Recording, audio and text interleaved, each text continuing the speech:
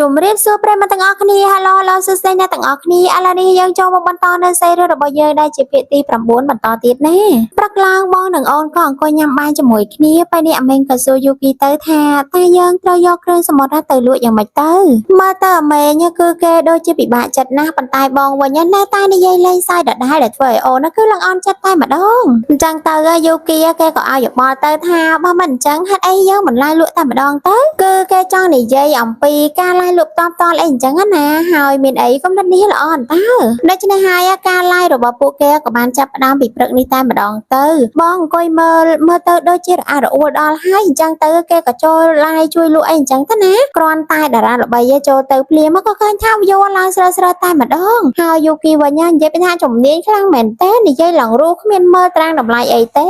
មួយច្បាស់លះតែម្ដងណាក៏ដោយសារតែការឡាយលក់របស់គេនេះគឺទិញមួយថែម10ថែមសឹងតែគ្រប់មុខទៅហើយបើមិនដាច់ទៅចម្លែកនិយាយថាប៉ិនលក់ខ្លាំងមែនតើហើយមានអីមើលទៅគឺលក់ដាច់សម្បើមែនតើណាចំណែកឯអូនវិញគិតតាមពីសម្លឹងមើលមុខរបស់បងសម្លឹងផងញញឹមផងមើលទៅបែរជារត់ទៅធ្លាក់ក្នុងអន្លង់ស្នេហ៍របស់បងងើបមករួចហើយមើលទៅនោះអូនណាក៏ជួយជូតញើសផងជួយធ្វើសរសៃឲ្យបងផងហើយថែមទាំងសរសើរបងមិនដាច់ពីមាត់ទៀតផងមើលទៅឡើងគួរឲ្យស្រឡាញ់ដូច្នេះហើយការធ្វើបែបនេះក៏បានជួយជាមួយផ្នែកធំដល់អ្នកភូមិរបស់គេដែរដែលពួកគាត់អាចរងចំណូលបានពីការលក់ដើម្បីផ្គត់ផ្គង់ជីវភាពគ្រួសាររបស់ពួកគាត់អីអញ្ចឹងទៅណាអ្នកភូមិក៏បានយកនេះបន្តិចនោះបន្តិចយកមកឲ្យអាមេងទុកថាជាការអរគុណដែលបានជួយដល់ពួកគាត់ឃើញអញ្ចឹងយូគីក៏បានទាររង្វាន់ដែរចុះឯណារង្វាន់របស់បងកូនស្រីក៏សួរចុះបងចង់បានអីទៅយូគីគេក៏បានចង្អុលថ្ពាល់គឺសុំតែស្នាមថើបមួយក៏គ្រប់គ្រាន់ដែរសម្រាប់បងនោះតែមានអាណាពេលហ្នឹងយូគីក៏បានថើបមករបស់អូននិយាយថាខកខ្លាំងមែនតើណាប៉ុន្តែពេលហ្នឹងស្រាប់តែមានមនុស្សម្នាក់យើងក៏បានឃើញថាមានមនុស្សម្នាក់លួចថតអ្នកទាំងពីរមិនដឹងថាតើជាអ្នកណានោះទេគ្រាន់តែថាមើលដៃទៅដូចជាមនុស្សស្រីយូគីបានមួយហើយគឺមិនអស់ចិត្តដូរទេអញ្ចឹងទៅពេលហ្នឹងក៏គេទាថែមអញ្ចឹងណាប៉ុន្តែអាមេគេក៏ឲ្យបាត់ភ្នែកហើយមានណាពេលហ្នឹងអាមេគេក៏បានដាក់តកកចូលទៅក្នុងអាវរបស់បងតែម្ដងតែធ្វើឲ្យពេលនេះមើលទៅអ្នកទាំងពីរដូចជាប្រឡែងគ្នាអញ្ចឹងស្របពេលដែលម្នាក់ស្រីហ្នឹងក៏បានផ្ញើរូបអ្នកទាំងពីរទៅនរណាម្នាក់នោះទេប៉ុន្តែយើងក៏មិនដឹងដែរថាអ្នកទាំងអ្នកផ្ញើទាំងអ្នកទទួលគឺជានរណាដែលមានបំណងធ្វើបាបកូនប្រុសនិងកូនស្រីរបស់យើងនេះកាត់មកដល់យប់ឡើងស្មានតែគេកេងជាមួយគ្នាហាញតាតាមពិតទៅគឺគេនៅកេងក្រែបែកគ្នាដដែលនឹងហើយក៏ឆ្លៀតញ៉ាសាទៅកាន់គ្នាទៅវិញទៅមកទៀតផងទាំងនៅចិត្តបង្កាយនឹងឯងទល់ខ្នងគ្នានឹងឯងប៉ុន្តែអូនណាក៏មិនចិត្តដាច់ដែរពេលនេះក៏ខ្លាចបងខឹងដែរព្រោះដោយសារតែនិយាយមិញនេះរៀងខ្លាំងតិចណាគេក៏បានមកសួរថាស្មោះនេះទៅហើយមិនទាន់កេងទៀត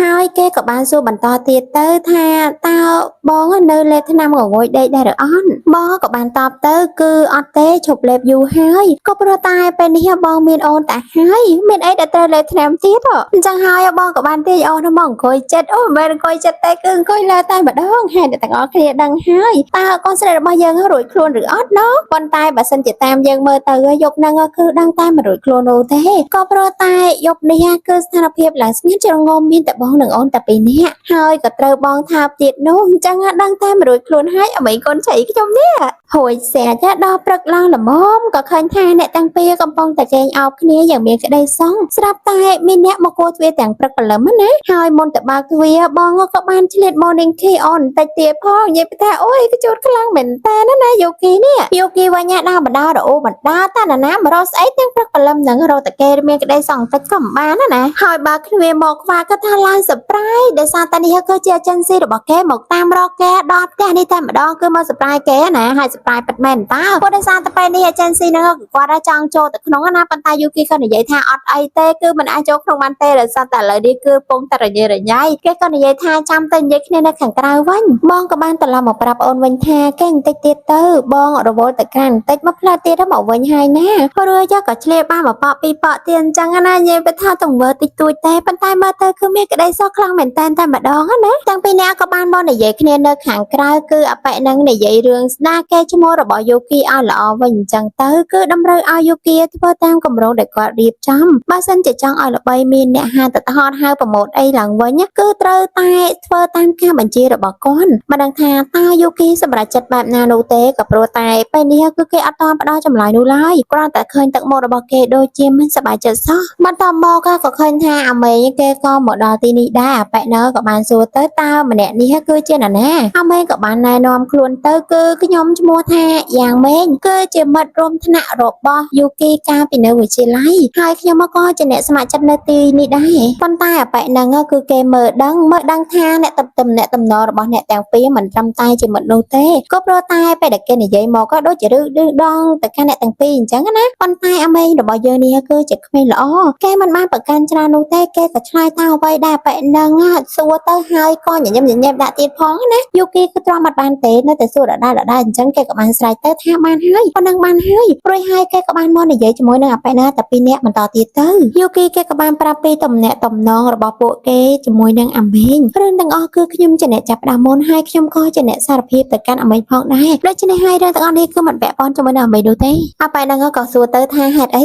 បានជាធ្វើអញ្ចឹងចុះបើគ្រប់គ្នាដឹងពីតំណែងរបស់ពួកឯងតើនឹងមានរឿងអ្វីកើតឡើងទៅយូគីគឺមិនខ្វល់នោះទេទោះបីជាអាប៉ែហ្នឹងព្យាយាមបញ្យល់ថាបើសិនជារឿងនោះកើតឡើងមែនអាជីពរបស់ឯងទាំងមូលគឺនឹងត្រូវបាត់បង់ជាមិនខាននោះទេយូគីក៏តបច្រើនឆ្នាំមកនេះខ្ញុំតែងតែធ្វើអ្វីដែលមិនមែនជាខ្លួនឯងមករហូតដូច្នេះហើយខ្ញុំពិតជាមិនចង់បន្តបែបនេះទៀតនោះទេខ្ញុំឆ្អែតឆ្អល់គ្រប់គ្រាន់ហើយដែលធ្វើឲ្យប៉ែហ្នឹងគឺគេឡើងខឹងតែម្ដងហើយគេក៏និយាយថាល្អខ្ញុំទុកពេលដែលឯងគិតមួយថ្ងៃទៀតទៅចោះយកពាក្យសម្ដីរបស់ខ្ញុំទៅគិតម្ដងទៀតកុំតន់សម្រេចចិត្តលឿនពេកគេក៏បានដើរចេញទៅទុកឲ្យកូនប្រុសរបស់យើងអង្គុយពិបាកចិត្តតែម្នាក់ឯងពិបាកសម្រេចចិត្តដែរនឹងណាដោយសារតែទី1គឺជាការងារនិងក្តីសម័យរបស់ខ្លួនចំណែកឯទី2នោះគឺជាមនុស្សដែលខ្លួនឯងស្រឡាញ់ទាំងពីរនេះគឺសុទ្ធតែជារបស់ដែលសំខាន់មិនអាចបាត់បង់បាននៅពេលត្រឡប់មកដល់ផ្ទះវិញអាមេងក៏សួរថាតើអេเจนស៊ីរបស់បងត្រឡប់ទៅវិញហើយឬយូគីក៏ប្រាប់ទៅគឺគាត់ទៅកន្លែងស្នាក់ហើយឃើញទឹកមុខអូនដូចជាមិនសប្បាយចិត្តបែបនេះបងក៏បាននិយាយថា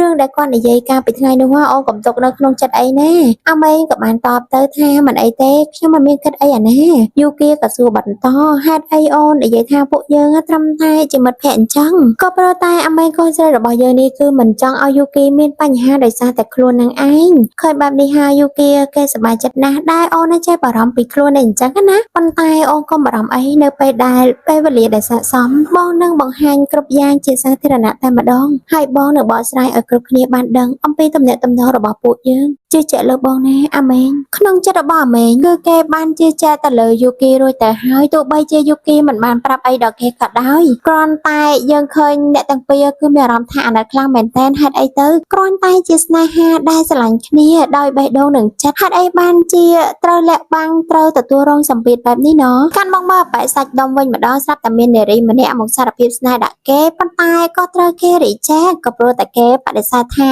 គឺគេមានមនុស្សដែលគេស្រឡាញ់រួចទៅហើយអ្នកទាំងអស់គ្នាដឹងហើយថាអ្នកណាដែលគេស្រឡាញ់នោះគឺជាកូនស្រីអរ៉េនរបស់យើងនឹងឯងប៉ុន្តែកូនឆៃរងយើងនេះគឺមកស្ដាប់ឮអញ្ចឹងគឺគេឡើងខឹងឡើងអន់ចិត្តអញ្ចឹងហើយអរ៉េនគេក៏បានមកជូនពរឲ្យអ្នកទាំងពីរស្រឡាញ់គ្នាឲ្យមានសុភមង្គលគឺគេចង់សម្ដៅទៅលើមនុស្សដែលកូនប្រុសបែសាច់ដុំយើងនេះស្រឡាញ់អីអញ្ចឹងណាអូយគឺគេអន់ចិត្តហើយគេក៏បានដើរទៅវិញទាំងមុខសពតសពនរួចក៏និយាយក្នុងចិត្តថាហេតុអីបានជាបេះដូងរបស់ខ្ញុំជឿយ៉ាងនេះបើបែហ្នឹងវិញស្អីក៏គេមិននិយាយដែរដែលធ្វើកូនឆៃខ្ញុំនេះឥឡូវនេះមកអង្គុយអន់ចិត្តសងំយំម្នាក់ឯងនៅក្នុងបន្ទប់ចឹងហើយក៏ស្មាននឹងខ្លួនឯងថាខ្ញុំមិនចង់ជួបគេម្ដងទៀតទេស្រាប់តែគេបានលើថានរណាម្នាក់ទេដូចជានៅក្នុងបន្ទប់របស់គេអញ្ចឹងនៅពេលដែលគេចេញមកក្រៅក៏ឃើញថាអបិសាច់ដុំរបស់យើងគឺមកអង្គុយក្នុងបន្ទប់របស់គេតែម្ដងហើយក៏បានឲ្យគេលុតជង្គង់ទៀតផងអូយមើលកន្លែងទាំងហើយវារំថាឡើងអីតែម្ដងណាគឺឥឡូវនេះយករបស់មកធ្វើទរណកម្មអូនដល់ក្នុងបន្ទប់ហើយគេក៏បានសួរទៅឲ្យកូនចៃរបស់យើងនេះរើសយករបស់មួយទៅតែឯងចូលចិត្តរបស់មួយណាកូនចៃខ្ញុំនេះគឺគេភ័យឡើងស្លេកមកតាហើយមិនដឹងថារើសមួយណាទេប៉ុន្តែក៏ចិត្តតែរើសតាមគេទៅព្រោះដោយសារតែខ្លាចគេធ្វើបាបប៉ុន្តែក៏ស្រាប់តែរើសចំខ្សែដែលមានច្បាប់ទៀតផងអូយគេចង់ធ្វើអីហ្នឹងនិយាយទៅថាឲ្យតែឃើញទរណកម្មមិននឹកឃើញដល់រឿងនោះតែម្ដងណាឥឡូវនេះមកមានខ្សែមានច្បាប់អីណាទេនេះរួចបងក៏បានឲ្យអូនសម្លឹងមើលទៅមុខរបស់គេអ្នកទាំងអស់គ្នាទាយទៅមើលថាតើនឹងមានអ្វីកើតឡើងនៅយប់នេះតែបើសិនជាអត់មានថាវាសនាកូនចៃទី1ទី2យើងនេះគឺមិនខុសគ្នាប្រហែលទេដឹងតាមរួចខ្លួនហើយយប់នេះនោះបន្តមកទៀតសេរីរបស់យើងក៏បានឆ្លើយត្រឹមតែប៉ុណ្្នឹងនឹងឯងចឹងដឹងថាតើរបស់យើងនៅល្អមើលកម្រិតណាទៀតនោះចឹងកុំភ្លេចចាំតាមដានទស្សនាវីដេអូរបស់មាននៅភាគក្រោយបន្តទៀតណាអញ្ចឹងទៅជាចុងក្រោយសូមចំណាទាំងអស់គ្នាម្ដងហើយម្ដងទៀតជួយចុច Subscribe Channel ទៅរបស់មានផងដែរដើម្បីតាមទាន់នៅពេលវេលាដែលមានផុសរឿងប្រវត្តិសាស្ត្រមានបដូរមកនៅក្នុង Channel នេះសិនណាដូច្នេះហើយadmin សូមគ្រប់លាត្រឹមតែប៉ុណ្ណឹងអរគុណអ្នកទាំងអស់គ្នាជម្រាបលាបាយបាយ